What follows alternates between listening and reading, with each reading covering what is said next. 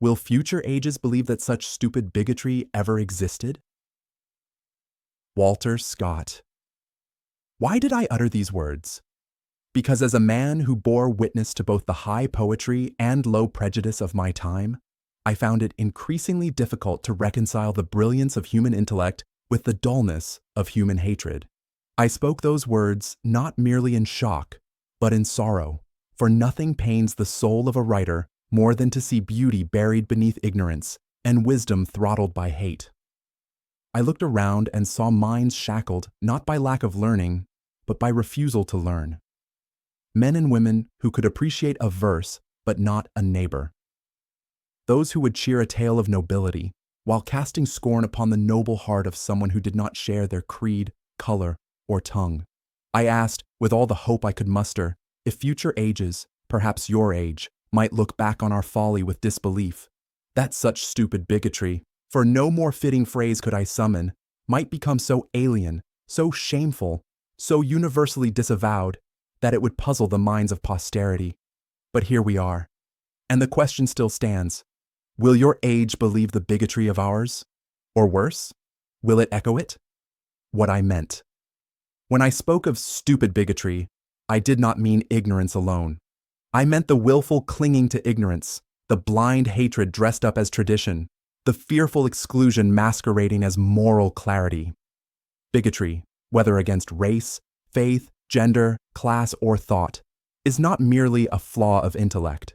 It is a failure of imagination, a refusal to see the humanity in the stranger, the divine in the foreign, the familiar in the unknown. And bigotry has never been confined to the past. It is not locked within the leather-bound pages of history.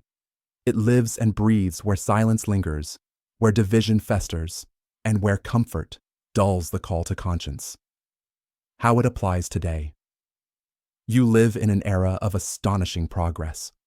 Machines that speak, tools that think, knowledge that flows faster than any bard could ever have dreamed.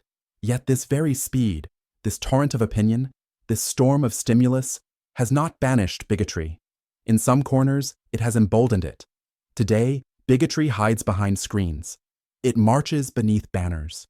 It wears new faces, sometimes cloaked in irony, sometimes in faith, sometimes in reason itself.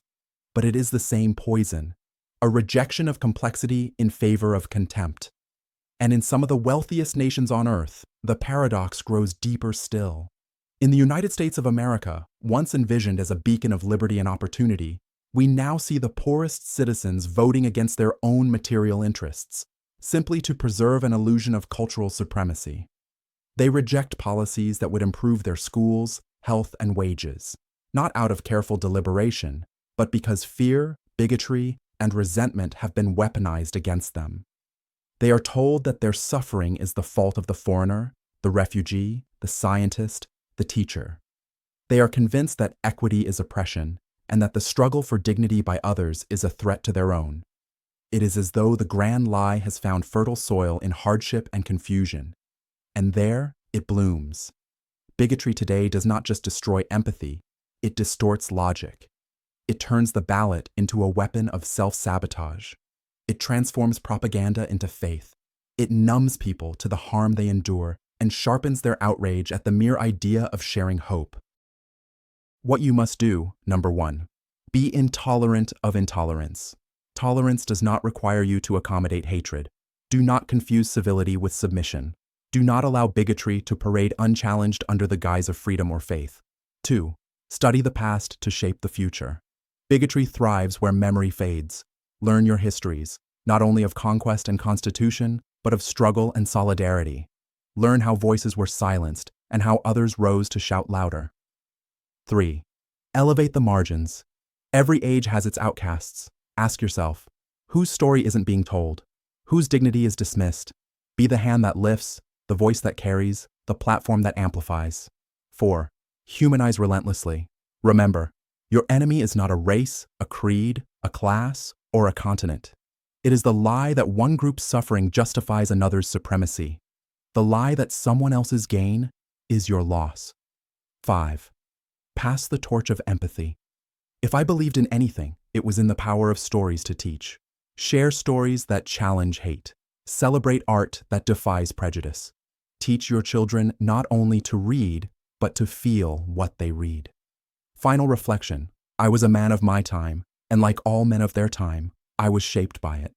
But I longed, desperately, that some future age would do better, that the torch of understanding might be passed with greater care than we managed, that poets and philosophers, coders and citizens alike might say with awe, they believed such things, they truly treated one another that way, how utterly alien, how shameful, how unimaginable.